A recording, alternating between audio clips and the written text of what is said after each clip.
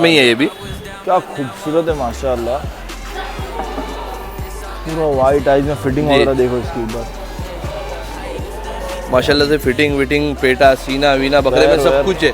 सही है माशाल्लाह। हाँ, और ये बकरा अभी मेरे हिसाब से 85 kg पे है। होना तो चाहिए। समझो ना बकरा इतना, ये बकरे में पोटेंशियल है कि भाई 105 110 किलो भी पहुंच जावे ये बकरा।